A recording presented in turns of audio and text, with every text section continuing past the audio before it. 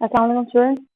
Let's start और week 11। Week 11 में हम फंक्शन को ही कंटिन्यू करेंगे। फंक्शन के कुछ एडवांस टॉपिक्स हैं वो हम देखेंगे।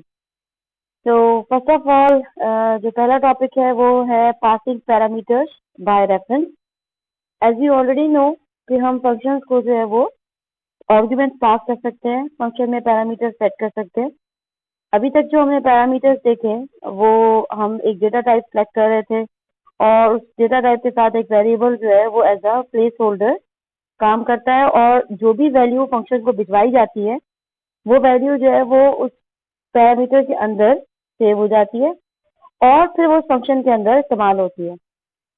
Now passing parameters by reference का मतलब ये है कि हम फंक्शन को वेरिएबल के अंदर वैल्यू भिजवाने के बजाय फंक्शन को जो है वो वेरिएबल का एड्रेस भिजवा दें। इससे फायदा ये होता है कि जब आप फंक्शन को रेफरेंस भिजवाते हो तो फंक्शन जो भी चेंज करता है वेरिएबल के अंदर या जो वेरिएबल वो यूज कर रहा होता है वो चेंज उन वेरिएबल्स में भी ऑटोमेटिकली हो जाती है जिनको हमने पास करवाया होता है। इसको हम प्रॉपर्ली एग्जांपल के थ्रू ही समझते हैं। सो नंबर 1 हम कॉल बाय रेफरेंस भी हम कहते हैं इसको, ठीक है। कॉल बाय रेफरेंस, इसमें हम आर्गुमेंट्स में फंक्शन को जो है वो पैरामीटर्स के तौर पर मेमोरी एड्रेस जो है वो पास करवाएंगे। अच्छा, सेकंड चीज ये कि जो ओरिजिनल वेरिएबल है जिसका मेमोरी एड्रेस आप पास करवाओगे तो उस ओरिजिनल वेरिएबल के अंदर ही चेंज हमें नजर आएगी। जो चेंज हम फंक्शन के अंदर वेरिएबल के अंदर करेंगे वही चेंज उस ओरिजिनल वेरिएबल के अंदर भी हो जाएगी। अच्छा, अब इससे फायदा ये होता है कि अभी तक हमने ये देखा कि हम फंक्शन जब कॉल करवाते हैं तो फंक्शन जो है वो एक ही वैल्यू रिटर्न कर पाता है या एक ही आंसर भिजवा पाता है। लेकिन पास बाय रेफरेंस का तरीका यूज करते हुए हम मल्टीपल वेरिएबल की वैल्यूज जो है वो फंक्शन से चेंज करवा सकते हैं या फंक्शन जो है वो मल्टीपल वेरिएबल्स को चेंज कर सकता है या मल्टीपल वेरिएबल्स पे काम कर सकता है। इसको प्रॉपरली एग्जांपल से ही देखते हैं। नाउ फर्स्ट ऑफ ऑल एक सिंपल एग्जांपल जो है वो हम कंसिडर करते हैं जिसमें हम ये देखना चाह रहे हैं कि एड्रेस जो है या मेमोरी एड्रेस जो है वो होता क्या है, ठीक है। तो इस वक्त इस कोड को तो हमने कमेंट किया हुआ है, ठीक है, इसको डिलीट ही कर देते हैं, ठीक है। तो हमारा कोड ये है कि we have just created one variable A और हमने सी आउट किया है एम्परसेंड ए, ठीक है। तो ये एम्परसेंड की जो साइन है ये एड्रेस ऑपरेटर कहलाता है, ठीक है। एड्रेस ऑपरेटर का काम ये है कि वो जिस वेरिएबल के भी पीछे आप लगाते हो उस वेरिएबल का मेमोरी एड्रेस जो है वो स्क्रीन पे आप शो कर सकते हो। तो फॉर एग्जांपल इसका आउटपुट देखते हैं। हमने ए वेरिएबल क्रिएट किया, उसके अंदर वैल्यू 10 डाली, लेकिन जो हमें आउटपुट मिल रहा है वो आउटपुट है ये एक नंबर, ये एक हेक्साडेसिमल नंबर है और ये हेक्साडेसिमल नंबर रिप्रेजेंट करता है मेमोरी एड्रेस को, ठीक है। सो हैंस प्रूफ कि जब भी हम एम्परसेंड किसी वेरिएबल के पीछे लगाते हैं तो हमें उस वेरिएबल का मेमोरी एड्रेस जो है वो अचीव हो जाता है। नाउ फॉर एग्जांपल जो कोड हमने डिलीट किया, there is another variable B और हम ये चाहते हैं कि हम ये मेमोरी एड्रेस जो है जो भी हम स्क्रीन पे प्रिंट करवा रहे थे वो बी में स्टोर कर दें, but this is not possible, ठीक है। ये आपको एक एरर जनरेट करके देगा क्योंकि नॉर्मल इंटीजर डेटा टाइप जो है वो इन एड्रेसेस को अपने पास सेव नहीं कर सकती। तो इन एड्रेसेस को सेव करने के लिए हम स्पेशल टाइप के वेरिएबल्स आगे डिस्कस करेंगे जिनको पॉइंटर्स कहते हैं। There are different type of different kind of variables जिनको पॉइंटर कहा जाता है जो कि ये मेमोरी एड्रेस जो अपने पास स्टोर कर सकते हैं। लेकिन फिलहाल इस सिनेरियो में हम बी के अंदर एक एड्रेस स्टोर नहीं कर सकते। नाउ अब हमें ये पता लग गया कि एम्परसेंड जो है हम वो यूज करते हैं मेमोरी एड्रेस गेट करने के लिए। तो जो फंक्शन हम क्रिएट करते हैं जो कि पास बाय रेफरेंस होते हैं उनमें भी हमने जैसे डिस्कस किया कि मेमोरी एड्रेस ही पास होता है। तो ऐसे फंक्शन को क्रिएट करने के लिए हमें एम्परसेंड का निशान जो है वो यूज करना पड़ता है। तो सेंटेंस को आगे बहुत डिटेल में देखते हैं, लेकिन अब थोड़ी सी इसकी वर्किंग समझे। Now for example there are two function, one of them is reference function जो कि रेफरेंस पैरामीटर्स यूज करेगा। दूसरा फंक्शन जो है वो नॉन रेफरेंस फंक्शन है जो कि रेफरेंस पैरामीटर यूज नहीं करेगा। नाउ फॉर एग्जांपल मेन में हमने एक वेरिएबल क्रिएट किया एक्स और एक्स की वैल्यू है 10 और रेफरेंस फंक्शन को हमने वो एक्स जो है वो पास करवाया। उसके बाद सेकंड हमने मेन में वेरिएबल क्रिएट किया y और उसकी वैल्यू है 10 और नॉन रेफरेंस फंक्शन को हमने वो y वेरिएबल जो है वो पास करवाया। नाउ व्हाट हैपेंस कि मेमोरी के अंदर x की वैल्यू 10 है मेन के अंदर, y की वैल्यू भी मेमोरी में 10 है मेन के अंदर। जब हमने ये वेरिएबल पास करवाए, हमने रेफरेंस फंक्शन को जब a पास करवाया, ठीक है, उसने उसने एज एक्स की वैल्यू जो है वो यहाँ पे a बन जाएगी, जो यहाँ पे a की वैल्यू 10 ही रहेगी। और जो नॉन रेफरेंस फंक्शन है उसको भी हमने जो है वो y पास करवाया और y की वैल्यू जो कि 10 है, तो वहां पे भी a की वैल्यू जो है वो 10 ही हो जाएगी। लेकिन दोनों फंक्शन में डिफरेंस क्या है कि इस वाले फंक्शन में जो है वो रेफरेंस एज अ एम्परसेंड जो है वो यूज हो रहा है और यहाँ पे जो है वो एम्परसेंड नहीं है। नाउ फॉर एग्जाम्पल हम दोनों फंक्शन के अंदर a की वैल्यू को चेंज कर देते हैं। For example non reference function के अंदर हमने कुछ ऑपरेशन परफॉर्म किया और a की वैल्यू हो गई 20 और इसी तरीके से रेफरेंस फंक्शन के अंदर भी हमने a की वैल्यू चेंज की और उसकी हमने वैल्यू क्या कर दी 20। नाउ इसका इफेक्ट जो है वो मेन में जो वेरिएबल्स हैं, फॉर एग्जाम्पल जो कि रेफरेंस वाला है, ठीक है, जो कि रेफरेंस यूज कर रहा है, वहां पे x की वैल्यू भी 20 हो जाएगी। यानी जो चेंज रेफरेंस फंक्शन के अंदर आई वेरिएबल के अंदर जो कि एज अ रेफरेंस पास करवाया था, वही चेंज मेन में जो वेरिएबल है उसके अंदर भी आ जाएगी। यानी अगर हमने वहां a की वैल्यू 20 कर दी तो यहाँ पे भी x की वैल्यू 20 हो जाएगी। लेकिन नॉन रेफरेंस फंक्शन में ऐसा नहीं होता। आपने जब वहां पे a की वैल्यू 20 की तो यहाँ y की वैल्यू पे कोई भी डिफरेंस नहीं पड़ेगा क्योंकि y अपनी वैल्यू a को दे चुका है और अब a में जो भी चेंज कर रहे हो उस चेंज का y से कोई भी ताल्लुक नहीं है। इन द सेम वे अगर अगेन हम a की वैल्यू जो है वो दोनों फंक्शन में 30 कर देते हैं तो जो फंक्शन रेफरेंस यूज कर रहा है उसमें जो वैल्यू पास करवाई गई, जो वेरिएबल पास करवाया गया उसकी वैल्यू भी चेंज हो जाएगी, वो भी 30 हो जाएगी। लेकिन जो फंक्शन रेफरेंस यूज नहीं कर रहा उसको कोई भी इफेक्ट नहीं पड़ेगा। अब इन दोनों की जो है वो एग्जाम्पल्स देखते हैं। Now start with example number 1। Example 1 के अंदर हमने एक सिंपल फंक्शन क्रिएट किया है जिसका नाम है ऑर्डर। फंक्शन का काम ये है कि हम उसको दो नंबर पास करवाएंगे और वो उन दोनों नंबर को जो है वो ऑर्डर में कर देगा। तो बेसिकली ऑर्डर में कि एक नंबर, छोटा नंबर जो है वो पहले आ जाएगा और बड़ा नंबर जो है वो बाद में आ जाएगा। तो फंक्शन की डिक्लेरेशन कैसे दी है, फंक्शन की रिटर्न टाइप जो है वो वॉइड है, फंक्शन का नाम जो है वो ऑर्डर है और दो पैरामीटर पास किए हैं जिन दोनों पैरामीटर्स के आगे हमें क्या लगाना पड़ेगा, ampersand. And we have already discuss कि एम्परसेंड शो करता है कि ये दो पैरामीटर्स जो हैं वो एडजस्टमेंट है। तो सेमीकोलन है, this is just a prototype, क्योंकि अगर आप प्रोटोटाइप नहीं देते तो आप फंक्शन को जो है वो डायरेक्ट भी यहाँ पे बना सकते हैं। लेकिन क्योंकि हम प्रोटोटाइप डिस्कस करते हुए आ रहे हैं तो हम यहाँ देख लें कि अगर ऐसा फंक्शन जिसके अंदर रेफरेंस आप पास करवाने लगे हो, value pass by reference use करने लगे हो, तो उसके अंदर आपको एम्परसेंड जो है वो देना लाजमी है। अच्छा, फिर हमने दो वेरिएबल क्रिएट किए मेन में। अच्छा, सेकंड चीज जो इसके अंदर न्यू है वो ये कि जो प्रोटोटाइप है वो आपकी मेन के अंदर है, ठीक है। तो इट्स ऑल्सो पॉसिबल कि आप मेन के अंदर जो है वो प्रोटोटाइप दे सकते हैं। जरूरी नहीं है कि प्रोटोटाइप मेन के ऊपर ही जाए। अगर आपने फंक्शन भले मेन से बाहर बनाया हो लेकिन आप प्रोटोटाइप जो है वो मेन के अंदर दे सकते हो। लेकिन ये चीज लाजमी हो जाती है कि वो प्रोटोटाइप फंक्शन के इस्तेमाल होने से पहले दी जाए। तो हम ऑर्डर को यूज बाद में करेंगे लेकिन उसकी प्रोटोटाइप जो है वो हम पहले दे सकते हैं। देन दो वेरिएबल्स क्रिएट किए, सॉरी पहले n1 एंड n2। n1 की वैल्यू जो है वो 99 दी हुई है, n2 की वैल्यू 11 दी हुई है। देन दो वेरिएबल्स और क्रिएट किए हैं, n3 एंड n4। n3 जो है वो 22 है, n4 जो है वो 88 है।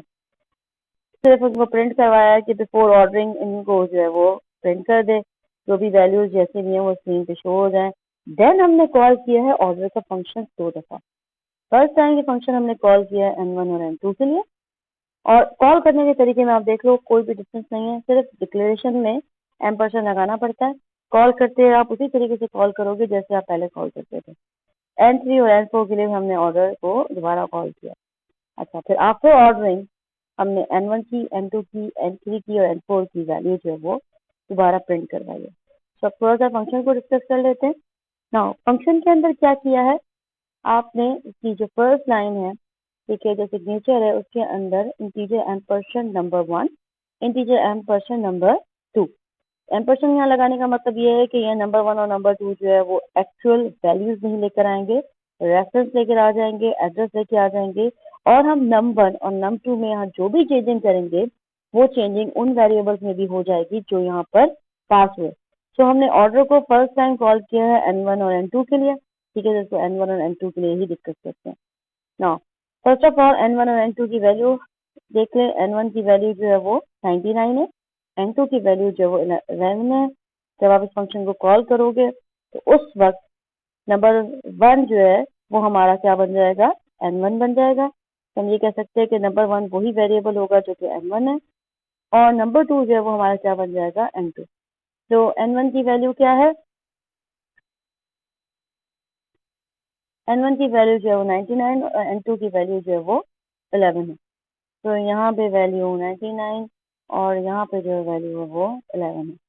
तो फर्स्ट टाइम जब आप इसको चलाओगे, ठीक है, तो ये N1 और N2 के लिए चलेगा। जो चेंज नंबर 1 और नंबर 2 में होगी वही चेंज जो है वो N1 और N2 में भी हो जाएगी। तो यहाँ कंपेयर करेगा, क्या नंबर 1 नंबर 2 से बड़ा है, कंडीशन यहाँ पे इस वक्त ट्रू आ रही है।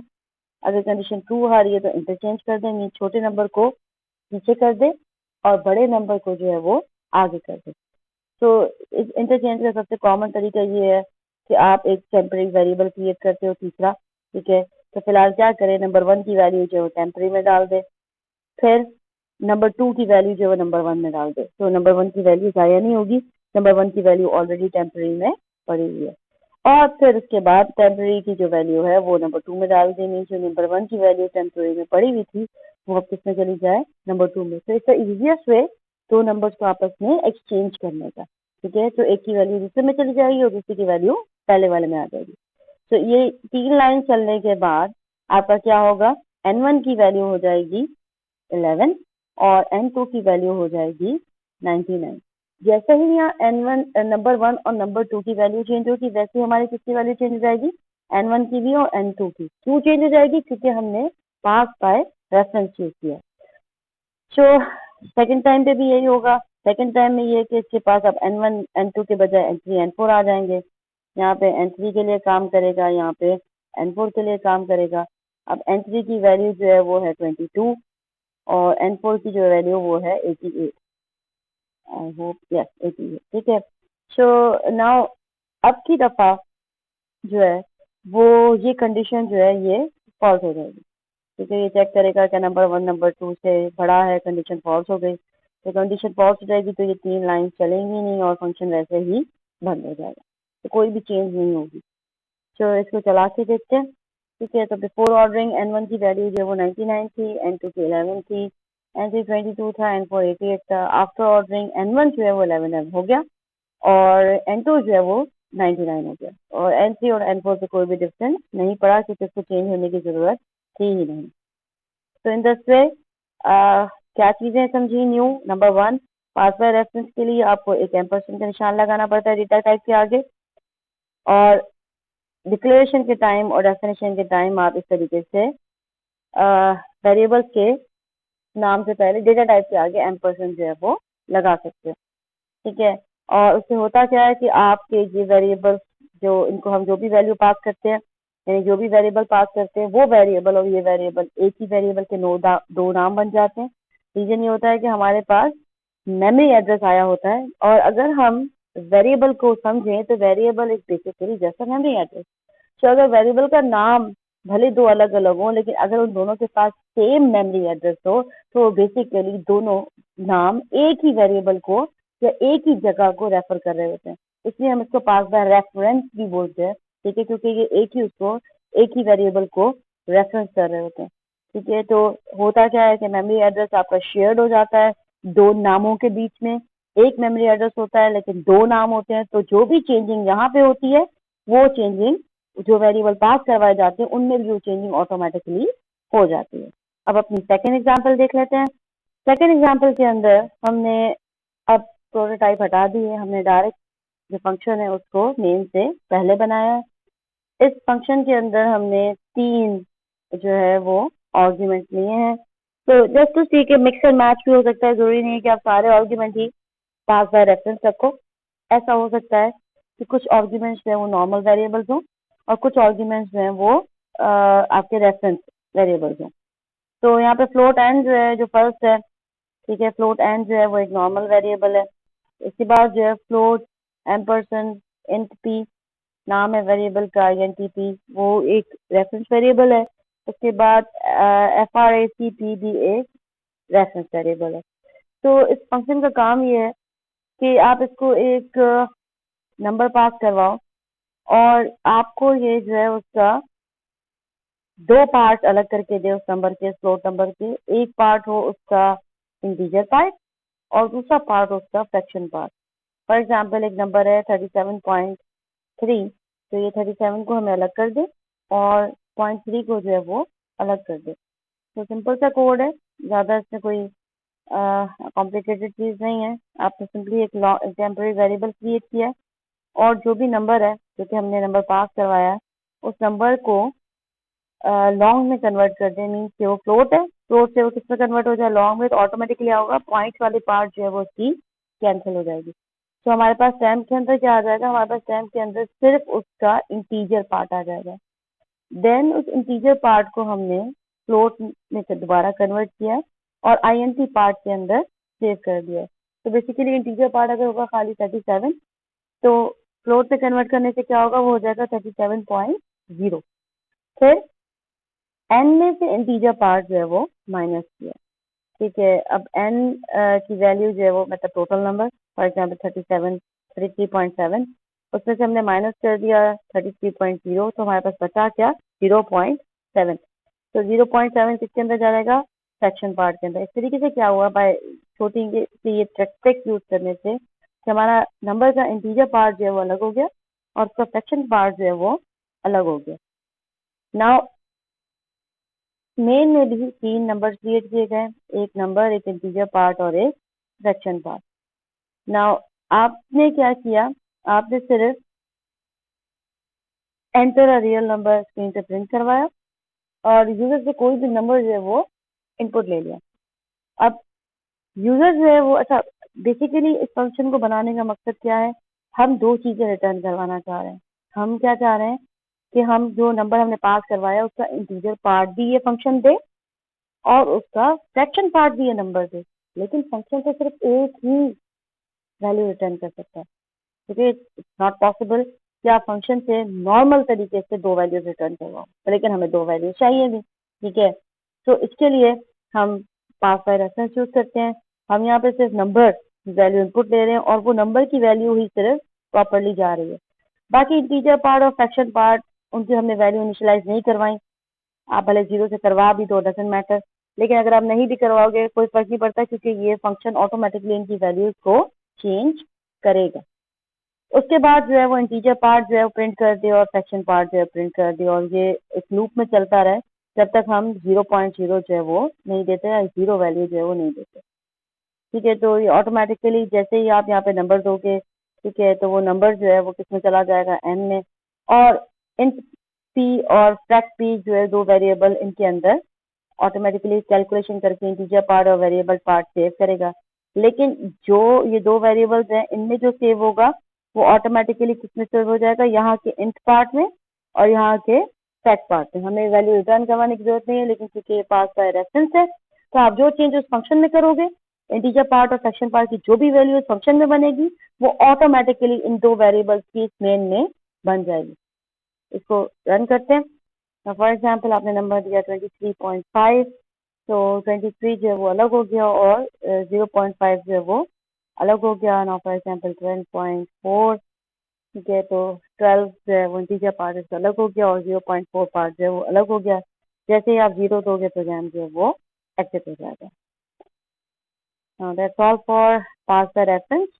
नेक्स्ट टॉपिक जो है वो हमारा है फंक्शन ओवरलोडिंग। तो जो ओवरलोडेड फंक्शंस होते हैं, ये फीचर जो है वो C++ में इंट्रोड्यूस हुआ है, जो कि ऑब्जेक्ट ओरिएंटेड है। तो it's a very important feature of object oriented, जिसमें आपके पास फंक्शन का सेम नाम हो सकता है, लेकिन उसकी जो डेफिनेशंस हैं वो अलग अलग हो सकती हैं। सो ओवरलोडिंग की डेफिनेशन यही है कि when a function have same name but उसकी जो इम्प्लीमेंटेशन है वो अलग अलग हो। अब ये इम्प्लीमेंटेशन अलग कैसे हो सकती है कि या तो आपके पास नंबर ऑफ आर्ग्यूमेंट्स डिफरेंट हो या फिर आपके पास टाइप ऑफ आर्ग्यूमेंट्स जो है वो डिफरेंट है। तो बेसिकली आपको ओवरलोडेड फंक्शन बनाने के लिए आपको या तो नंबर ऑफ आर्ग्यूमेंट्स चेंज करने पड़ते हैं या आपको उनकी डेटा टाइप जो है वो चेंज करनी पड़ती है। तो कंपाइलर जो है वो खुद ही डिसाइड कर पाता है इस तरीके से कि वो खुद ही चेक करता है कि कौन सी हमने डेटा टाइप यूज की है या हमने कितने नंबर ऑफ आर्ग्यूमेंट यूज किए जिसकी वजह से मुझे कौन सी वाली डेफिनेशन जो है वो चलानी चाहिए। तो पहली बात तो ओवरलोडेड फंक्शन के अंदर सिर्फ पैरामीटर्स जो है वो चेंज हो सकते हैं। रिटर्न टाइप का जो है वो ओवरलोडिंग में कोई कॉन्सेप्ट नहीं होता, कोई ताल्लुक नहीं होता। इवन अगर आप दो फंक्शंस की रिटर्न टाइप चेंज भी कर दो तो इसकी वजह से फंक्शन ओवरलोड नहीं होते। तो इसकी जो है वो प्रॉपर्ली एग्जांपल देखते हैं कि किस तरीके से हम एक ही नाम के डिफरेंट फंक्शन जो है वो बना सकते हैं। इन दिस प्रोग्राम हमने तीन फंक्शन जो है वो डिक्लेयर किए। तीनों फंक्शन का नाम जो है वो REPCHAR मीन्स रिपीट कैरेक्टर। पहला वाला जो फंक्शन है इसकी पैरामीटर्स जो है वो कुछ भी नहीं है, ठीक है, खाली है। दूसरा वाला जो फंक्शन है उसमें एक ही पैरामीटर है जो कि कैरेक्टर डेटा टाइप का है। तीसरा वाला जो फंक्शन है उसके अंदर दो पैरामीटर्स हैं, उनमें से एक जो है वो कैरेक्टर टाइप का है और एक जो है वो इंटीजर टाइप का है। ना ओवरलोडिंग के अंदर जो है वो पैरामीटर्स ही पार्टिसिपेट करते हैं। ना फॉर एग्जाम्पल अगर हमारे पास दो इस तरीके के फंक्शंस हों और एक में हम रिटर्न टाइप जो है वो इंटीजर कर दें और दूसरे के अंदर हम रिटर्न टाइप फ्लोट कर दें तो ये ओवरलोडिंग नहीं कहलाएगी, ठीक है। इट्स नॉट ओवरलोडिंग और ना ये इस तरीके से चलेगा। इस तरह के कोड को कंपाइल करने की कोशिश करेंगे भी तो एरर जनरेट कर देगा जो कि नीचे कर रहा है, ठीक है, कि error ambiguating new declaration void repeat character. तो इस तरीके से जो है वो हम ओवरलोडिंग नहीं कर सकते। हमें लाजमी है कि अगर हम ओवरलोडिंग करना चाहते हैं तो हम पैरामीटर्स को ही चेंज करें। तो अगर फॉर एग्जांपल यहाँ एक कैरेक्टर है और अगर मैं पर इंटीजर कर दूं तो ये दो अलग अलग डेटा टाइप्स हो जाएंगी, ओवरलोडिंग हो जाएगी। अगर नीचे फॉर एग्जांपल कैरेक्टर इंटीजर है हम इसकी तरतीब भी चेंज कर सकते हैं, तो पहले इंटीजर कर दें और उसके बाद कैरेक्टर कर दें। हाँ, ये भी दो अलग अलग फंक्शन बन जाएंगे। एक फंक्शन ऐसा होगा जो पहला आर्ग्यूमेंट इंटीजर लेगा दूसरा कैरेक्टर, और दूसरा फंक्शन ऐसा होगा जो पहला आर्ग्यूमेंट कैरेक्टर लेगा दूसरा इंटीजर। तो इन दिस वे हम डिफरेंट जो है वो तरीके से ओवरलोडिंग जो है वो कर सकते हैं। सिर्फ रूल ये है कि या तो आपको डेटा टाइप चेंज करनी है अगर पैरामीटर एक ही है या पैरामीटर दो हैं, या फिर आपको नंबर ऑफ पैरामीटर चेंज करने। फॉर एग्जांपल अगर दोनों में इंटीजर है तो एक में एक इंटीजर पैरामीटर हो सकता है और दूसरे में दो इंटीजर पैरामीटर जो है वो हो सकते हैं। या आप तरतीब चेंज कर सकते हो कि फॉर एग्जांपल अगर एक इंटीजर एक कैरेक्टर ही है तो उनकी तरतीब चेंज हो जाए, किसी में एक पहले इंटीजर हो जाए दूसरा कैरेक्टर हो जाए, या पहले कैरेक्टर हो जाए दूसरा इंटीजर हो जाए। नाउ इन तीन की को कॉल करवाया है यहाँ पर, ठीक है। एक के अंदर जो है वो इक्वल टू के साइन के साथ जो कि कैरेक्टर वाला है खाली, और इसमें प्लस का साइन और 30। तो बेसिकली हमने तीन दफा रिपीट कैरेक्टर को कॉल किया लेकिन ये तीनों दफा अलग अलग रिपीट कैरेक्टर को कॉल करेगा। फर्स्ट टाइम में खाली वाला कॉल होगा, सेकंड टाइम में जिसमें सिर्फ कैरेक्टर डेटा टाइप है, और थर्ड टाइम में जिसमें कैरेक्टर और इंटीजर डेटा टाइप है। इन सब की डेफिनेशन देख लेते हैं। जो खाली रिपीट कैरेक्टर है आपके पास जो कि कोई पैरामीटर्स नहीं ले रहा, वो 0 से लेके 45 तक एक लूप चला रहा है और स्क्रीन पे जो है वो कैरेक्टर कर रहा है। जस्ट लाइक स्टार लाइन पे जो हमने फंक्शन किया था, ये स्टार लाइन फंक्शन का ही कोड है कि हम इशारे की जो है वो लाइन प्रिंट करना चाहते हैं। देन 0 से लेके 45 तक लूप चला रहा है, लेकिन इस दफा एक पैरामीटर जो है वो सी है जिसको मिल चुका है, जो हम पास करवा रहे हैं एज इक्वल टू जो भी करेक्टर हम पास करवाएंगे उस 45 जो है टाइम्स वो करेक्टर जो है स्क्रीन पे प्रिंट कर दे। जो थर्ड डेफिनेशन है उसमें कैरेक्टर भी है इंटीजर भी है। तो लूप जो है वो आपकी तरह 45 टाइम्स नहीं, जितना नंबर हम दें उतना टाइम चलाए। और जो करेक्टर हम दें वो करेक्टर स्क्रीन पे प्रिंट कर दें। तो रन करते हैं। जो 3 डिफरेंट फंक्शन जो है वो तीनों अपना काम जो है वो डिफरेंट तरीके से करेंगे। पहला वाला जो है वो स्क्रीन पे 45 स्टार प्रिंट कर रहा है। दूसरे वाले को हमने इक्वल टू पास करवाया था तो वो 45 इक्वल टू प्रिंट कर रहा है। तीसरे वाले को हमने प्लस और 30 पास करवाया था तो 30 प्लस के साइन जो है स्क्रीन पे प्रिंट कर रहा है। तो now let's solve for overloading. आप इतने तरीकों से चाहो ओवरलोडेड फंक्शन क्रिएट कर सकते हो। सिर्फ रूल ये है कि फंक्शन का नाम सेम होना चाहिए लेकिन उसकी आर्गुमेंट की लिस्ट या पैरामीटर लिस्ट जो है वो डिफरेंट होनी चाहिए। Then the next topic is recursion. Recursion बहुत इंटरेस्टिंग किस्म की फीचर है किसी भी प्रोग्रामिंग लैंग्वेज में। रिकर्जन का मतलब है कि जब एक फंक्शन अपने आप को कॉल करता है तो हम उसको कहते हैं कि ये रिकर्सिव फंक्शन है या रिकर्जन हो रही है या रिकर्जन का प्रोसेस जो है वो हो रहा है। तो बेसिकली इसका बिहेवियर उसी तरीके का होता है जिस तरीके का एक लूप का बिहेवियर होता है। ठीक है। और सुनने में अजीब लगता है कि फंक्शन अपने आप को ही कॉल करे बट इट इज पॉसिबल। ठीक है, ऐसा कोड हम क्रिएट कर सकते हैं।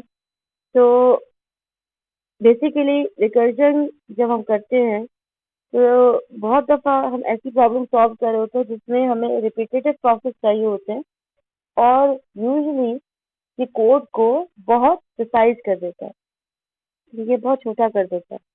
तो एक रिकर्जन के लिए लाजमी शर्त है कि अगर आप जब भी रिकर्जन कर रहे हो तो आप कोई इस तरीके की कंडीशन ज़रूर दो कि फंक्शन अपने आप को कॉल करना ख़त्म करे या बंद करे। अदरवाइज फंक्शन जो है अपने आप को कॉल करता रहता है और रिकर्जन कभी भी स्टॉप नहीं होती। तो एक एग्जांपल देखते हैं रिकर्जन की। इस एग्जांपल के अंदर हम रिकर्जन के थ्रू फैक्टोरियल फाइंड आउट करने का कोड लिखेंगे। ना फैक्टोरियल होता क्या है? For example 5 factorial usually represent होता है इस सिंबल से मैथ्स के अंदर, जिसका मतलब होता है 5 multiply by 4 multiply by 3 multiply by 2 multiply by 1 and usually इसका आंसर जो है जनरेट होता है वो 120। जब हम पांचों नंबर को आपस में मल्टीप्लाई करते हैं तो 120 जो है वो आंसर आता है। तो इन केस अगर फॉर एग्जांपल हम 4 फैक्टोरियल मालूम करना चाह रहे हैं तो 4 फैक्टोरियल जो है वो आता है 24। तो फैक्टोरियल जो है वो बहुत तेजी से बढ़ता है। अगर आप 6 का फैक्टोरियल फाइंड आउट करोगे तो वो बहुत ज़्यादा होगा, 7 का उससे भी बहुत ज़्यादा होगा। तो इसके लिए स्पेशली हमें बड़ी डेटा टाइप रखेंगे हम इसको कैलकुलेट करने के लिए, क्योंकि भी हम ज़्यादा नंबर्स नहीं कैलकुलेट कर सकेंगे क्योंकि लिमिट उसकी कम होती है। नाउ फैक्टोरियल में आप नोट करो कि हर नंबर जो है वो नेक्स्ट नंबर जो है वो उससे एक नंबर कम होता है। मतलब अगर हम 4 का फैक्टोरियल मालूम करना चाहते हैं तो ये नंबर 4 को मल्टीप्लाई करें 3 से, फिर उसको मल्टीप्लाई करें 2 से जो कि उस नंबर का एक कम है, फिर उसको मल्टीप्लाई करें 1 से जो कि उस नंबर का एक कम है। तो हर स्टेप में n-1 से हम जो है वो मल्टीप्लाई करते जा रहे हैं और n साथ साथ जो है वो चेंज भी होता जा रहा है। पहले n4 है, नेक्स्ट टाइम हमने n-1 से मल्टीप्लाई किया, फिर n3 हो गया, फिर हमने n-1 से मल्टीप्लाई किया तो n2 हो गया। इस तरीके से आहिस्ता आहिस्ता जो है वो ये n डाउन की तरफ जाता है। नाउ फंक्शन को क्रिएट करने इस तरह का सॉल्यूशन जो है वो रिकर्सिव फंक्शन के थ्रू बहुत बेहतरीन तरीके से सॉल्व किया जा सकता है। और भी प्रॉब्लम है जो कि रिपीटेटिव होते हैं। रिपीटेटिव प्रॉब्लम जितने भी हैं वो आप लूप से भी सॉल्व कर सकते हो, लेकिन रिकर्जन के थ्रू भी वो सॉल्व किए जा सकते हैं और कोड जो है वो ज़्यादा ब्यूटीफुल नज़र आता है। नाउ फॉर एग्जांपल इस फंक्शन की रिटर्न टाइप जो है वो अनसाइन लॉन्ग है, क्योंकि लॉन्ग की रेंज को हमने डबल किया है। रीजन मैं ऑलरेडी बता चुकी कि फैक्टोरियल बहुत तेज़ी से बढ़ता है और हमने इसका जो आर्ग्यूमेंट रखे हैं वो भी अनसाइन लॉन्ग भी रखे हैं। ऑल्दो यहाँ नीड नहीं है, अगर आप इसको खाली लॉन्ग भी कर दो तो इट डजेंट मैटर, लेकिन जस्ट टू शो कि हम नेगेटिव नंबर का फैक्टोरियल नहीं ले सकते तो हमने इसको यहाँ पे भी अनसाइन लॉन्ग जो है वो कर दिया है। नाउ मेन ने एक वेरिएबल क्रिएट किया है एन, एक वेरिएबल क्रिएट किया है फैक्ट जिसके अंदर फैक्टोरियल सेव होगा एट इंटीजर जिससे आप एन की वैल्यू ले रहे हो। देन आप इस फंक्शन को कॉल कर रहे हो fact is equal to factorial of n. ये फंक्शन ये क्या करेगा, फैक्टोरियल निकालेगा जो भी हम नंबर देगी और वो फैक्टोरियल किसमें सेव हो जाएगा, फैक्ट के अंदर। एंड इवेंचुअली हम बता रहे हैं कि factorial of n is text जो भी आंसर आ रहा है वो स्क्रीन पे प्रिंट हो जाए। लेकिन असल चीज समझने वाली है फंक्शन का कोड। ना फंक्शन की डिक्लेरेशन ने ऑलरेडी देख ली।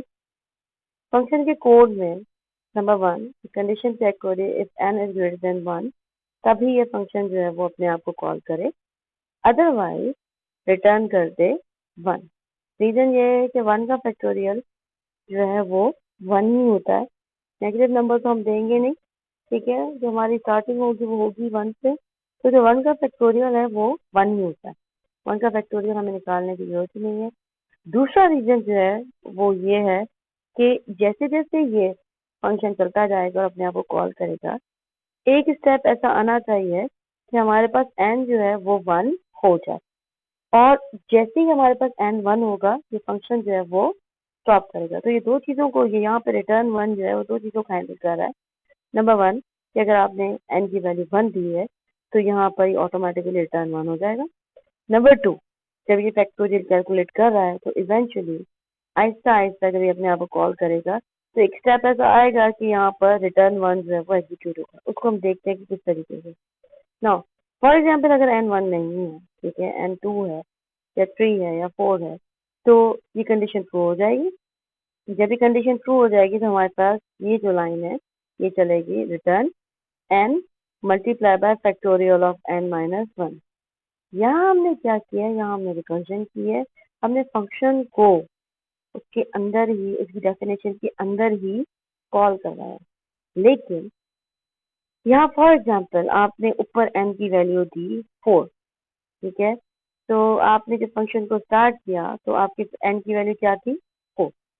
अब यहाँ कंडीशन चेक हुई, कंडीशन ट्रू है, ठीक है। जैसी कंडीशन ट्रू है तो इस स्टेप पे वो क्या करे, रिटर्न करे 4 multiply by n factorial of n minus 1। लेकिन what is factorial of n minus 1, उसकी वैल्यू क्या है अभी हमें नहीं पता, ठीक है। क्यों नहीं पता, क्योंकि ये फंक्शन अपने आप को फिर से कॉल कर रहा है और फिर अपने अंदर एंटर हो रहा है, ठीक है। तो इसको समझने के लिए पिक्टोरिकल वे देखते हैं। लेकिन ये दोबारा अपने आप को जब कॉल करेगा तो यहाँ पर n की वैल्यू हो जाएगी 3, ठीक है। और ये स्टेप अभी बीच में ही होगा, ये मल्टीप्लाई कर ही नहीं पाएगा, क्योंकि अब की दफा जब ये दोबारा चलेगा इसको फिर करना है n मल्टीप्लाई बाय फैक्टोरियल, तो अब की दफा ये 3 से अपने आप को मल्टीप्लाई कर रहा होगा। लेकिन आप इसको इस तरीके से यहाँ पे नहीं समझ सकते, आपको यहाँ पे कोड, यहाँ पे नंबर लिख के समझा नहीं सकते, ठीक है, क्योंकि ये काफी डिफिकल्ट और काफी कॉम्प्लिकेटेड हो जाता है जब ये अपने आप को कॉल करता है। तो इसके लिए हम एक पिक्टोरिकल वे जो है वो देखते हैं कि ये किस तरीके से जो है वो अपने आप को रिजॉल्व करेगा। नाउ फॉर एग्जाम्पल आपने का कोई result is equal to factorial of n, for example यहाँ आपने n की वैल्यू क्या दी, n की वैल्यू फॉर एग्जाम्पल आपने दी 4। तो होगा क्या कि नेक्स्ट स्टेप में ये सबसे पहले तो ये फंक्शन चलेगा, ठीक है, और फंक्शन किसके लिए चलेगा, n के लिए। n की वैल्यू क्या होगी 4। लेकिन जैसे ही ये फंक्शन अपने आप को दोबारा यहाँ पे कॉल करेगा, यहाँ पे ये इस n की वैल्यू को फिलहाल यूज नहीं करेगा, ठीक है। सबसे पहले इस n में 4 तो रख देगा, लेकिन वो किसी से मल्टीप्लाई नहीं करेगा। फिलहाल इस n को मेमोरी में रखेगा और इस फैक्टोरियल को दोबारा चला देगा। जब इस फैक्टोरियल को दोबारा चलाएगा तो अब की दफा आपने क्या पास करवाया इससे, n माइनस 1। अब की दफा n की वैल्यू क्या होगी 3, ठीक है। 3 के लिए ये फंक्शन जो है वो दोबारा चल पड़ेगा, तो दोबारा चलेगा। अगेन अभी भी कंडीशन ट्रू है, 3 जो है वो 1 से बड़ा है। अब की दफा अगेन इस n को मेमोरी में सेव रखेगा, ठीक है, और फिर इस फंक्शन को दोबारा कॉल करेगा n माइनस 1 के लिए। दोबारा जब n माइनस 1 के लिए कॉल करेगा तो n की वैल्यू क्या हो जाएगी 2। 2 के लिए इस फंक्शन को दोबारा कॉल करेगा, अभी भी कंडीशन ट्रू है। दोबारा जो है वो फैक्टोरियल n माइनस 1 के लिए चलेगा, n की वैल्यू क्या हो जाएगी 1। ये वो स्टेप है, ठीक है, जहां पर आके ये फंक्शन जो है वो रिवर्स होना शुरू होगा या स्टॉप होना शुरू होगा। कैसे, जब आप लास्ट टाइम जब ये कॉल करेगा अपने आप को और अपने आप को 1 भिजवाएगा तो यहाँ पर ये कंडीशन फॉल्स हो जाएगी और इसकी जगह क्या हो जाएगा, रिटर्न 1। यहाँ से इस फंक्शन की बैकिंग शुरू होगी, बैकवर्ड जाना ये शुरू होगा। रिटर्न 1, 1 जो है वो रिटर्न हो जाएगा और 1 जो है वो आ जाएगा इस स्टेप पे, ठीक है। इस स्टेप पे जब 1 हो जाएगा तो यहाँ पे n की वैल्यू क्या थी 2, तो 2 मल्टीप्लाई बाय यहाँ रिटर्न क्या हो गया 1। तो यहाँ जो स्टेप होगा वो होगा 2 मल्टीप्लाई बाय 1, टू जो है वो ये जो स्टेटमेंट है रिटर्न की, टू जो है वो रिटर्न कर देगी। टू जब रिटर्न होगा तो टू कहाँ रिटर्न होगा, इधर। जब ये वाला फंक्शन टू रिटर्न करेगा तो इससे अपने पास मेमोरी में क्या सेव किया हुआ था, थ्री, ठीक। तो यहाँ पर हो जाएगा टू मल्टीप्लाई बाय थ्री और आंसर क्या आ जाएगा, सिक्स। फिर जैसे ही सिक्स रिटर्न होगा यहाँ पे सिक्स रिटर्न हो जाएगा, इसके पास क्या सेव था, फोर।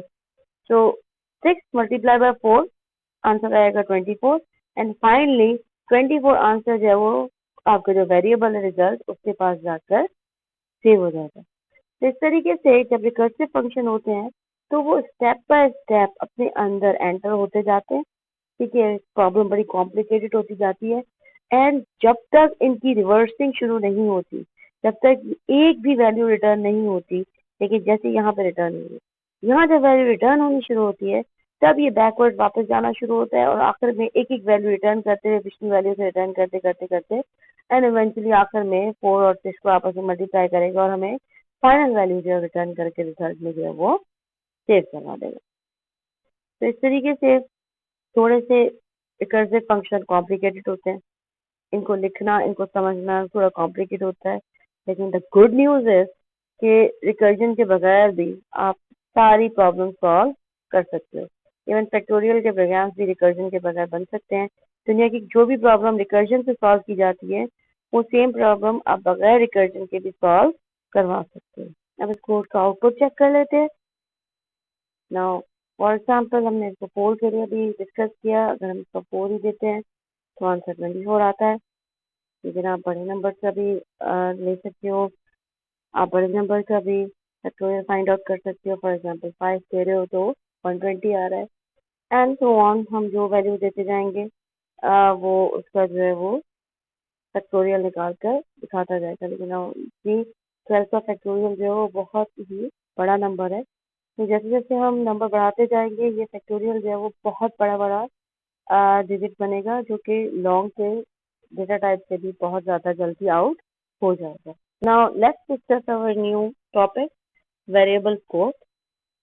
वेरिएबल स्कोप का मतलब ये है कि जब आप एक वेरिएबल क्रिएट करते हो तो वो वेरिएबल जो है वो कहाँ कहाँ विजिबल है और वो वेरिएबल मेमोरी के अंदर कब तक अपनी स्पेस बनाए रखता है। ठीक है, हमने ऑलरेडी डिस्कस किया वेरिएबल्स जो है वो जस्ट मेमोरी स्पेसेस होती हैं, ठीक है। वेरिएबल्स जो है वो मेमोरी के अंदर बनते हैं, तो वेरिएबल मेमोरी में कब तक अपनी स्पेस रखता है, कब तक वो मेमोरी में जिंदा रहता है। दूसरी चीज ये है कि जब आप एक वेरिएबल बनाते हो तो कोड के अंदर वो वेरिएबल कहाँ कहाँ एक्सेस हो सकता है।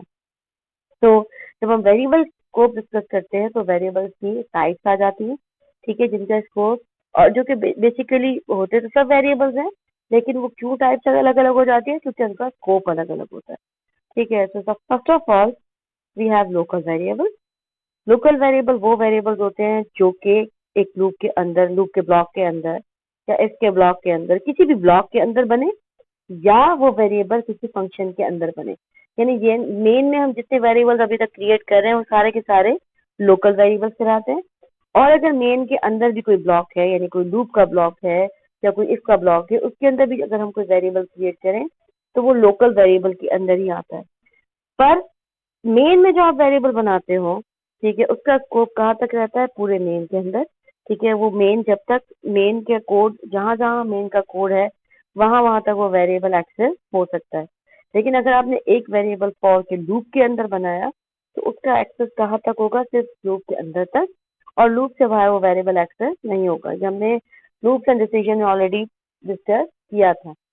इसके अलावा लोकल वेरिएबल में हम, अच्छा, अब जो जो वेरिएबल हम डिस्कस करते जाएंगे उसमें दो दो चीजें डिस्कस करते जाएंगे, एक तो उसकी विजिबिलिटी और एक उसका जो है वो लाइफ टाइम।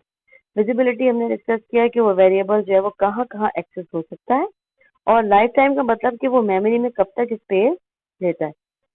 तो विजिबिलिटी जो लोकल वेरिएबल की है वो इनसाइड फंक्शन होती है, यानी वो उसे फंक्शन के अंदर पहचाना आ जाता है, फंक्शन के अंदर एक्सेस होता है। और अगर किसी ब्लॉक के अंदर बने तो सिर्फ ब्लॉक के अंदर ही एक्सेस होता है। लाइफ टाइम जो है वो उसकी कब तक होती है, जब तक वो फंक्शन चलता रहता है, ठीक है यार, जब तक वो ब्लॉक चलता रहता है वो वेरिएबल मेमोरी में जिंदा रहता है, मेमोरी में अवेलेबल होता है। जैसे ही वो फंक्शन बंद हो जाए या ब्लॉक बंद हो जाए वो वेरिएबल भी डिस्ट्रॉय हो जाता है। Now the second type is global variable. Global variable जो है वो फंक्शन से बाहर बनाए जाते हैं, ठीक है, और उनको एक्सेस जो है वो सारे फंक्शन के अंदर किया जा सकता है। नंबर 2, ग्लोबल वेरिएबल की जो लाइफ टाइम होती है वो थ्रू आउट द प्रोग्राम होती है। जब तक आपका प्रोग्राम चल रहा होता है, चाहे उसके अंदर जितने मर्जी फंक्शन हो, ठीक है, जब तक आपका प्रोग्राम चल रहा होता है वो ग्लोबल वेरिएबल जो है वो अवेलेबल रहता है और एक्सेसिबल रहता है और मेमोरी में अपनी स्पेस ले रहा होता है। अच्छा, विजिबिलिटी इसकी कहाँ हुई? थ्रू आउट द प्रोग्राम, ठीक है, यानी प्रोग्राम में हर जगह ही एक्सेस हो सकता है। लाइफ टाइम इसका क्या हुआ कि जब प्रोग्राम बंद होता है, जब तक प्रोग्राम चल रहा होता है, आपका ग्लोबल वेरिएबल जो है वो अवेलेबल रहता है। ये एग्जाम्पल चेक कर लेते हैं। ठीक है, नाउ लेट्स सपोज हमारे पास जो है वो दो फंक्शन है। एक फंक्शन जो है वो मेन है और एक फंक्शन जिसका नाम है एफयूएनसी फंक्शन। अब फॉर एग्जांपल इस मेन फंक्शन में एक वेरिएबल क्रिएट कर रही हूँ इंटीजर ए विच इज 10 और मैं इस फंक्शन के अंदर उसको एक्सेस करने की कोशिश कर रही हूँ या उसको प्रिंट करवाने की कोशिश कर रही हूँ। एंड वाइस वर्सा, दोनों तक करके देखते हैं। जब भी आप इसको चलाने की कोशिश करोगे एरर जनरेट हो जाएगा और वो यही कहेगा कि आई डोंट नो ए जो है वो क्या है। इवन अगर आपको लगता है कि पोजीशन मैटर करती है, शायद ए नीचे डिक्लेयर किया है, ये ऊपर किया है, नो, अगेन अगर हमने ए ऊपर डिक्लेयर किया है और मैं नीचे यहाँ पर उसको एक्सेस करने की कोशिश करूँ, ठीक है, तो वो ए जो है वो एक्सेस नहीं होगा क्योंकि एरर जनरेट कर देगा A was not declared in this scope. ठीक है, so these are local variable. ठीक है, लोकल वेरिएबल जब एक फंक्शन के अंदर बनते हैं तो दूसरे फंक्शन के अंदर एक्सेस नहीं हो सकते। सो हम क्या कर सकते हैं, हम इसको ग्लोबल वेरिएबल में कन्वर्ट कर सकते हैं। अगर हम इसको यहाँ से हटा दें और हम उसको सारे फंक्शन से पहले इस जगह पर डिक्लेयर कर दें, फॉर एग्जाम्पल इंटीजर ए, ठीक है, is equal to 10। Now it's a global variable. So global variable को आप हर फंक्शन के अंदर जो है एक्सेस कर सकते हो। ठीक है, इसको अलग अलग करने के लिए कह देते हैं ये फंक्शन वाला ए है, ठीक है, और ये जो है वो हमारा मेन वाला ए है। ठीक है, तो दोनों जो है वो एक्सेस करवाने के लिए आप मेन के थ्रू और इस दोनों के थ्रू ए को अलग अलग एक्सेस कर सकते हो। बट वो फंक्शन चलेगा ही नहीं। हमने फंक्शन बनाया तो है लेकिन हमने फंक्शन को कॉल नहीं किया।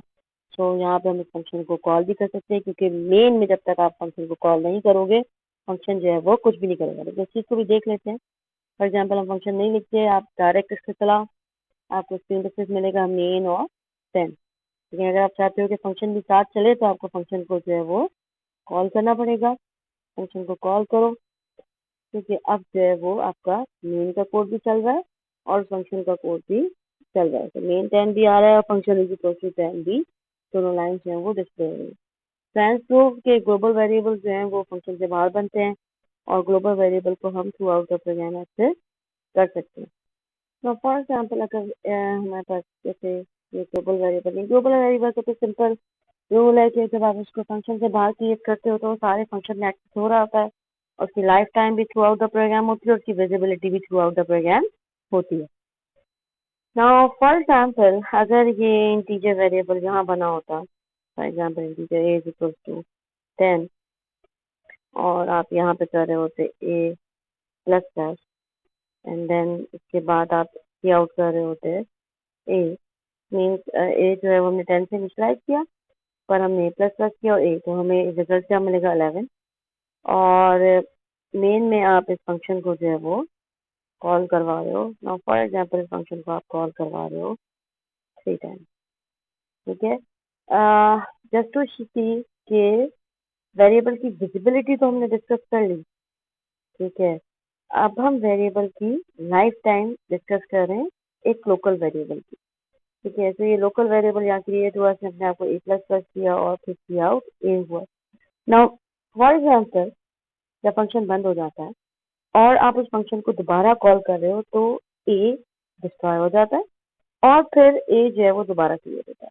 तो इसमें होगा क्या कि हर दफ़ा ए दोबारा क्रिएट होगा और हर दफ़ा जो है ए अपनी वैल्यू जो है वो 10 से ही इनिशियलाइज करेगा, देन ए प्लस प्लस करेगा और ए की वैल्यू जो है वो प्रिंट करेगा। तो रन करें, इसमें इसमें हैंडल ऐड कर देते हैं, फिर इसको रन करें। ठीक है, तो हमें वैल्यू मिल रही है 11 11 11। अभी तीनों दफा जो फंक्शन कॉल हो रहा है, एक क्रिएट हो रहा है, इसकी वैल्यू 10 है, फिर वो 11 हो जाता है और वो हमें प्रिंट कर कर दे देता है। नाउ इसका सोल्यूशन कि हम वेरिएबल की लाइफ टाइम कैसे बढ़ा सकते हैं, क्योंकि इस वक्त लाइफ टाइम क्या है कि जैसे फंक्शन बंद होता है ए डिस्ट्रॉय हो जाता है, और जैसे फंक्शन दोबारा चलता है ए नया बनता है, न्यू ए बनता है विद द वैल्यू ऑफ 10, और हर दफा जो है वो उसी 10 वैल्यू के साथ ए प्लस प्लस जो है वो स्टेटमेंट के बाद चलती है। तो इसका हल क्या है? इसका हल है स्टैटिक वेरिएबल। ना स्टैटिक वेरिएबल्स जो है वो लोकल वेरिएबल भी हो सकते हैं और वो ग्लोबल वेरिएबल भी हो सकते हैं। आप स्टैटिक वेरिएबल दोनों तरीके से बना सकते हैं, लेकिन स्टैटिक वेरिएबल आपको क्या फंक्शनलिटी देता है कि स्टैटिक वेरिएबल जो है उसकी विजिबिलिटी तो आप कंट्रोल कर सकते हो कि वो लोकल है या ग्लोबल है।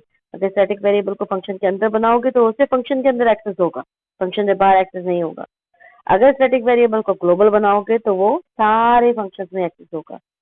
लेकिन स्टैटिक वेरिएबल का फायदा सिर्फ फंक्शन के अंदर बनाने का ही होता है, ठीक है, क्योंकि अगर आप स्टैटिक वेरिएबल को फंक्शन से बाहर बनाओगे तो वो ग्लोबल वेरिएबल बन जाएगी, ठीक है, और एक्स भी ग्लोबल वेरिएबल की तरह ही करेगा। तो ग्लोबल वेरिएबल के क्या दो फीचर्स है? सारे फंक्शंस में एक्सेस हो सकता है और lifetime throughout the program होती है। तो अगर आप एक स्टैटिक वेरिएबल बना रहे हो जो कि ग्लोबल है, उसके अंदर भी ये सेम दो फंक्शनैलिटी मिलेगी, जो सारे फंक्शन में एक्सेस हो सकता है, उसकी लाइफ टाइम जो है वो थ्रू आउट द प्रोग्राम रहेगी। स्टैटिक वेरिएबल ग्लोबल नहीं बनाए जाते, ज्यादातर जो है वो मोस्टली हम लोकल वेरिएबल ही क्रिएट कर रहे होते हैं। तो लोकल स्टैटिक वेरिएबल का फायदा क्या है? नंबर 1, आपका विजिबिलिटी जो है वो तो कंट्रोल रही वही कि वो फंक्शन के अंदर ही यूज हो सकता है, लेकिन उसकी लाइफ टाइम जो है वो थ्रू आउट द प्रोग्राम हो जाती है, यानी जब तक आप प्रोग्राम एंड नहीं करोगे आपका स्टैटिक वेरिएबल जो है वो एंड नहीं होगा। सेम जो भी हमने एग्जांपल देखी थी उस एग्जांपल को थोड़ा सा चेंज करते हैं। फॉर एग्जांपल अगर हम यहाँ पर इस वेरिएबल को स्टैटिक कर दें, स्टैटिक वेरिएबल बनाने का सिंटैक्स सिंपल है, आप स्टैटिक लिखो और उसके बाद नॉर्मल तरीके से वेरिएबल क्रिएट कर दो। तो जब इस प्रोग्राम को आप रन करोगे तो अब की दफा आपका आंसर मिला है 11 12 एंड 13। फायदा क्या हुआ कि जितनी दफा भी हम फंक्शन को कॉल कर रहे हैं फंक्शन अपनी पुरानी वैल्यू जो है वो नहीं भूल रहा, ठीक है। यानी जब आप ये वाली लाइन लिखते हो तो क्या होता है कि ये लाइन एक ही दफा चलती है, वेरिएबल एक ही दफा क्रिएट होता है और किससे इनिशियलाइज हो जाता है? 10 से। अब ये जो ए वेरिएबल है ये थ्रू आउट द प्रोग्राम, ठीक है, जिंदा रहेगा, ये डेड नहीं हो सकता। जैसे ही फंक्शन बंद, यानी यहाँ पे आपने 10 से इनिशियलाइज किया, आपने ए प्लस प्लस किया, 11 प्रिंट कर दिया, जैसे ही फंक्शन बंद हुआ, ठीक है, एक डिस्ट्रॉय नहीं होगा, ए मेमोरी में रहेगा और अपनी 11 वैल्यू जो है वो याद रखेगा। जैसे ही आप इस फंक्शन को दोबारा कॉल करोगे ये जो स्पेसिफिक लाइन है ये इग्नोर हो जाएगी, ठीक है, ये लाइन दोबारा नहीं चलाएगा कंपाइलर, ठीक है, क्योंकि स्टैटिक वेरिएबल एक ही दफा डिक्लेयर होता है, दोबारा उनको सेकंड टाइम आप डिक्लेयर नहीं कर सकते या वो सेकंड टाइम डिक्लेयर नहीं हो सकते। तो कंपाइलर मेक श्योर कि ये लाइन सिर्फ एक ही दफा चले, वेरिएबल सिर्फ एक ही दफा बने और दोबारा ये लाइन ना चले। तो नेक्स्ट टाइम जब ये चलेगा फंक्शन तो इसके दोबारा क्रिएट नहीं होगा, एक अपनी पुरानी वैल्यू 11 याद होगी, जब ए प्लस प्लस होगा तो एक न्यू वैल्यू क्या हो जाएगी? 12, और 12 स्क्रीन पे जो है वो प्रिंट हो जाएगा। इसी तरह जब थर्ड टाइम चलेगा ए जो है वो 13 हो जाएगा और स्क्रीन पे जो है वो 13 प्रिंट हो जाएगा। तो इन दिस वे हमें ये 11, 12 और 13 जो है वो आंसर स्क्रीन पे मिल रहा है। इसकी एक और एग्जांपल देखते हैं। नाउ इन दिस प्रोग्राम हमने एक फंक्शन बनाया गेट एवरेज का, जिसका काम ये है कि हम उसको जो भी वैल्यू देता जाए वो उस वैल्यू को प्रीवियस वैल्यू के साथ ऐड करके उसका एवरेज निकाल के हमें डिस्प्ले करे। तो फंक्शन के अंदर दो स्टैटिक वेरिएबल क्रिएट किए, एक स्टैटिक वेरिएबल है फ्लोट डेटा टाइप का, उसका नाम है टोटल। दूसरा स्टैटिक वेरिएबल जो है वो इंटीजर डेटा टाइप का, जिसका नाम है काउंट। दोनों को 0 से आपने इनिशियलाइज कर दिया। सबसे पहले तो आपने काउंट प्लस प्लस किया, जिसकी वजह से आपको ये पता चल रहा है कि फंक्शन कितनी दफा चल रहा है। फिर क्या करें? Total plus is equal to new data. Total की पुरानी वैल्यू जो है वो 0 है, उसके अंदर न्यू डेटा की वैल्यू जो है इंसर्ट करें। अब न्यू डेटा हमारे पास क्या है? न्यू डेटा हमारे पास ये पैरामीटर है, ठीक है, जो भी फ्लोट टाइप का। तो यूजर जो भी नंबर दे वो नंबर जो है वो टोटल के अंदर ऐड होता जाए। फिर सिंपली क्या करें? टोटल को डिवाइड कर दे काउंट से। ठीक है। तो काउंट के अंदर बेसिकली हमें ये पता लग रहा है कि हमने कितनी वैल्यूज दे चुके हैं अभी तक। टोटल के अंदर जो है वो टोटल आ रहा है, और एवरेज किस तरीके से निकल रही है कि टोटल को डिवाइड कर रहा है नंबर ऑफ आइटम से। तो नंबर ऑफ आइटम हमें कैसे पता लगेंगे? काउंट प्लस प्लस से। हम जितनी दफा फंक्शन को कॉल करेंगे काउंट प्लस प्लस बढ़ता जाएगा। तो अगर हमने 4 वैल्यूज दी हैं तो काउंट की वैल्यू क्या हो जाएगी? 4। और टोटल में वो 4 नंबर्स जो हैं वो सारे आपस में ऐड होकर टोटल के अंदर जो है वो सेव हो जाएंगे। तो इस तरह हम total divided by number of elements, वही सिंपल फार्मूला है, रिटर्न करवाएंगे तो हमें क्या मिल जाएगी? एवरेज मिल जाएगी। तो बाकी तो सिर्फ इसको 2 वेरिएबल्स क्रिएट किए हैं, जब तक डेटा 0 नहीं होता आपसे नंबर लेता रहे, इनपुट करता रहे, ठीक है, डेटा के अंदर। और average is equal to get average का फंक्शन कॉल करके एवरेज निकाल कर हमें दे। तो हम जितने नंबर्स देते जाएंगे हर दफा ये हमें बार बार एवरेज जो है वो स्क्रीन पे प्रिंट करके दिखाता जाएगा। तो रन करते हैं। फॉर एग्जाम्पल पहला नंबर है 34, तो एवरेज क्योंकि एक ही नंबर है तो एवरेज देगा 34।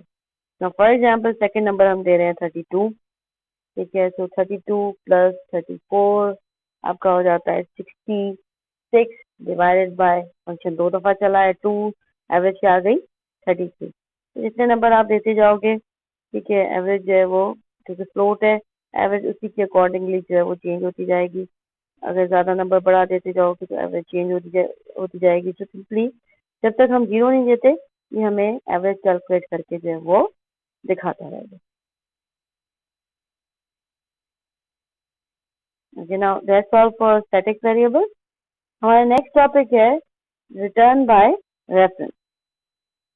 जिस तरीके से हमने पास बाय रेफरेंस पे काम किया, ठीक है, so there is one more option which is return by reference. Return by reference में क्या हो सकता है कि हम C++ के अंदर एड्रेस को यूज कर सकते हैं वैल्यूज रिटर्न करवाने के लिए। इसको एग्जांपल से देखते हैं। कुछ लेकिन रूल्स हैं इसके। नंबर 1, जब आप रिटर्न बाय रेफरेंस यूज करते हो, आपने फंक्शन की जो प्रोटोटाइप है उसमें दिया हुआ है कि वो रेफरेंस रिटर्न करेगा, तो आप उससे 2 तरह की चीजें नहीं रिटर्न करवा सकते। एक तो आप उसमें कांस्टेंट रिटर्न नहीं करवा सकते, देखिए कांस्टेंट रिटर्न नहीं हो सकता। दूसरी चीज ये कि आप कोई लोकल वेरिएबल भी रिटर्न नहीं करवा सकते। तो रिटर्न बाय रेफरेंस को समझने के लिए सबसे पहले तो हमें ग्लोबल वेरिएबल को समझना जरूरी था, क्योंकि रिटर्न बाय रेफरेंस काम करने के लिए हमें ग्लोबल वेरिएबल का होना लाजमी है। तो इसकी एग्जाम्पल चेक करते हैं। नाउ इस एग्जाम्पल के अंदर हमने एक वेरिएबल क्रिएट किया, इंटीजर है, which is a global variable, ठीक है। और फंक्शन एक क्रिएट किया है जिसका नाम है सेटएक्स। सेटएक्स फंक्शन जो है उसकी रिटर्न टाइप क्या है? इंटीजर, लेकिन इंटीजर के आगे क्या लगा हुआ है? एम्परसेंड। नाउ एम्परसेंड क्या करेगा? इट विल मेक श्योर कि ये फंक्शन जो है वो एड्रेस रिटर्न करवा सके, ठीक है। यानी फंक्शन क्या रिटर्न करवाएगा? एड्रेस। नाउ पहले फंक्शन को देख लेते हैं, ठीक है। फंक्शन में हमने क्या रिटर्न करवाया है? हमने रिटर्न करवाया है x. Now what is x? X एक ग्लोबल वेरिएबल कहाँ है? ऊपर हमने यहाँ पे डिक्लेयर किया है। जब हम कहते हैं रिटर्न एक्स, तो ये एक्स रिटर्न नहीं करेगा। ये क्या रिटर्न करेगा? एक्स का मेमोरी एड्रेस रिटर्न करेगा। यानी जो ये फंक्शन रिटर्न कर रहा है वो एक मेमोरी एड्रेस है। अब मेमोरी एड्रेस को या तो आप स्टोर करवाओ, पहले भी डिस्कस किया, पॉइंटर के बगैर मेमोरी एड्रेस जो है वो स्टोर नहीं हो सकते। तो या तो हम इसको किसी पॉइंटर में स्टोर करवाएं, जो कि अभी हमने पढ़ा ही नहीं है, ठीक है, हम उन पे गए ही नहीं है। तो दूसरा वे क्या है कि उस मेमोरी एड्रेस को हम इस्तेमाल कर लें, ठीक है, हम इस मेमोरी एड्रेस को यूज कर लें और उस मेमोरी एड्रेस पे कोई वैल्यू जाकर स्टोर करवाएं, ठीक है। तो वैल्यू स्टोर करवाने के लिए आप क्या कर सकते हो? आप ये सिंटैक्स यूज कर सकते हो, सेटएक्स इज इक्वल टू 92। ना यहाँ पे क्या होगा कि 92 जो नंबर है, ठीक है, वो जाके स्टोर किसमें हो रहा है? वो सेटएक्स में स्टोर नहीं हो रहा। इस सेटएक्स की जगह, इस सेटएक्स फंक्शन की जगह क्या रिप्लेस हो जाएगा? एक मेमोरी एड्रेस। क्यों? क्योंकि ये फंक्शन मेमोरी एड्रेस रिटर्न कर रहा है। सो कंपाइलर इसकी जगह एक मेमोरी एड्रेस रख देगा और उस मेमोरी एड्रेस में 92 जो है जाकर सेव हो जाएगा। लेकिन वो मेमोरी एड्रेस किसका था? वो मेमोरी एड्रेस एक्स का था, क्योंकि हमने यहाँ से एक्स रिटर्न करवाया था, ठीक है। तो हमने जो मेमोरी एड्रेस रिटर्न करवाया था वो एक्स का था। उस मेमोरी एड्रेस पे हम कह रहे हैं 92 कॉपी कर दो। सो बेसिकली 92 किस पे जाके कॉपी हो रहा है? 92 एक्स में जाके कॉपी हो रहा है। इसको प्रूव करने के लिए हमने एक्स की वैल्यू को प्रिंट करवाया है यहाँ पे। जब एक्स की वैल्यू प्रिंट करेंगे तो वो 92 ही प्रिंट होगी, क्योंकि यहाँ एक्स प्रिंट करवाओगे तो आपको 92 ही मिलेगा। तो वी कैन सी कि हमने एक्स को कहीं भी 92 दिया नहीं है, लेकिन हमने क्या वे यूज किया है, हमने रिटर्न बाय रेफरेंस का वे यूज किया है, ताकि हमें वो मेमोरी एड्रेस मिले जहाँ पे हम 92 को सेव करें, और वो मेमोरी एड्रेस हमें किसका मिल रहा है, जो वेरिएबल हम रिटर्न करवा रहे हैं उसका मेमोरी एड्रेस। तो रिटर्न हम किसको करवा रहे हैं, एक्स को, इसलिए लाजमी है कि ग्लोबल वेरिएबल ही होना चाहिए, अदरवाइज वो क्योंकि लोकल वेरिएबल का मेमोरी एड्रेस नहीं एक्सेस कर सकता, उसकी विजिबिलिटी नहीं हो सकती, इसलिए लाजमी है कि यहाँ पे आप ग्लोबल वेरिएबल ही रिटर्न करवाओ। Now X is equal to 92 screen पे उसने प्रिंट कर दिया। सो ग्लोबल वेरिएबल होना लाजमी है, पहली बात। तो दूसरी चीज कि जब आप यहाँ पर जब 92 को आप सेव करवाओगे तो ग्लोबल वेरिएबल होगा, तभी तो आप इसको यहाँ पे प्रिंट करवा कर भी देख सकोगे। फॉर एग्जाम्पल आपने यहाँ पे कर दिया रिटर्न 3, ठीक है, एरर जनरेट हो गया, ठीक है। और अगर फॉर एग्जाम्पल आपने यहाँ पे एक वेरिएबल क्रिएट किया integer a is equal to 10 और यहाँ रिटर्न कर दिया a। तो अगर आप यहाँ पे वेरिएबल दे भी देते हो, ठीक है, यहाँ पे आपने integer a is equal to 10 दे दिया और रिटर्न a करवाया, ठीक है, और आप उसको रन करोगे तो आपको वो 0 देगा, बिकॉज हम यहाँ पे x को एक्सेस कर रहे हैं। x को हमने 92 पास करवाना था, लेकिन हम नहीं करवा सके। रीजन ये है कि अब जो मेमोरी एड्रेस वो भेज रहा है वो तो a का है, ठीक है, वो a में 92 उसने स्टोर कर दिया। फॉर एग्जाम्पल अगर उसने कर भी दिया, मेमोरी एक्सेस कर भी ली, तो अब a को हम यहाँ पर तो एक्सेस कर ही नहीं सकते, ठीक है। अगर हम यहाँ a को एक्सेस करने की कोशिश करेंगे तो वो एरर जनरेट कर देगा, और उसको हम एक्सेस कर नहीं सकते। और यहाँ हमने जब रिटर्न करवा दिया उसके बाद भी हम इस a के साथ कुछ नहीं कर सकते। हम यहाँ पे भी सी आउट करेंगे तो वो स्टेटमेंट तो चलेगी नहीं, so it does not make any sense. आप लोकल वेरिएबल अगर यूज करते भी हो तो उससे कोई स्पेसिफिक टास्क आप परफॉर्म करवा ही नहीं सकते। इसलिए लाजमी है कि आप जो है वो रिटर्न बाय रेफरेंस में ग्लोबल वेरिएबल ही इस्तेमाल करो। Okay, now that was our last topic of this week. Now exercises, ज़्यादा मुश्किल एक्सरसाइजेज नहीं है, बहुत सिंपल एक्सरसाइजेज हैं, एक्सट्रीम सिंपल एक्सरसाइजेज हैं, ठीक है। पिछला लोड बहुत ज़्यादा हो चुका है, इसलिए इस वीक से हमने एक्सरसाइजेज बहुत माइनर ही रखी हैं। नंबर 1, एक्सरसाइज 1 में आपको ये करना है कि आपको एक ऐसा फंक्शन बनाना है जो जितनी दफ़ा भी चले वो आपको बताए कि मुझे इतनी दफ़ा कॉल किया जाए। तो जितनी भी चीज़ें हमने पीछे पढ़ी हैं, ठीक है, आप उन सारे टॉपिक्स को थोड़ा सा ध्यान से सुनो, क्या टेक्निक यूज होगी, किस तरीके से करोगे, तो आपकी मर्जी है, आप जो टेक्निक यूज करना चाहो। लेकिन जब फंक्शन चलाओ तो फंक्शन आपको ये बताए कि कितनी दफ़ा हो चल चुका है। तो बेसिकली वो एक मैसेज प्रिंट करते हैं, I have been called dash time. अगर वो 3 दफ़ा चलाए तो लिखते हैं I have been called 3 times. अगर वो 7 दफ़ा चलाए तो वो कहते हैं I have been called 7 times. यानी जब भी फंक्शन चले वो ये याद रखे कि मुझे कितनी दफ़ा कॉल किया जा चुका है, ठीक है। तो किस तरीके से करोगे आपको देखोगे। हाँ, अगर आप ये अच्छा चेक करने के लिए कम से कम उसको 10 टाइम चलाओ फंक्शन को। अगर आप 10 टाइम फंक्शन नहीं लिखना चाहते तो आप भले एक लूप यूज़ कर लो जो कि 10 टाइम्स जो है वो फंक्शन को कॉल कर ले। लेकिन फिर वर्ड ऑफ फंक्शन बताया कि I have been called this many times, और वो वैल्यू हर दफ़ा चेंज हो। अच्छा, एक्सरसाइज 2 भी सिंपल है। एक्सरसाइज 2 में आपने जो है वो 3 फंक्शंस बनाने हैं जो कि ओवरलोडेड हो, ठीक है। उन फंक्शंस का नाम जो है वो सम होना चाहिए, उनके पैरामीटर्स आप चेंज करो और फंक्शन जो है वो डिफरेंट टाइप के रिजल्ट जो है वो दे। सो अगर आप तीनों फ्लोट रखना चाहते हो आपकी मर्जी, आप तीनों इंटीजर रखना चाहते हो आपकी मर्जी, ठीक है। आपको पैरामीटर्स किस तरीके से रखना चाहते हो आपकी मर्जी, आप 4 पैरामीटर देना चाहते हो, फिर 6 देना चाहते हो, फिर 8 देना चाहते हो, या 2 देना चाहते हो, 3 या 4, वो सब आप पे है, ठीक है। लेकिन रिक्वायरमेंट क्या है, 3 ओवरलोडेड फंक्शंस होने चाहिए। बस सेकंड रिक्वायरमेंट क्या है, उनका नाम सम होना चाहिए, और सम से जाहिर बात है कि वो एडिशन कर रहे हैं, ठीक है। लेकिन 3 फंक्शन होने चाहिए जिनका नाम सेम हो, लेकिन उनके नंबर ऑफ आर्ग्यूमेंट्स या टाइप ऑफ आर्ग्यूमेंट्स हैं वो अलग। नाउ दैट्स ऑल, यहाँ पे लेक्चर हमारा एंड है, वीक 11 एंड है। सो अल्लाह हाफिज़।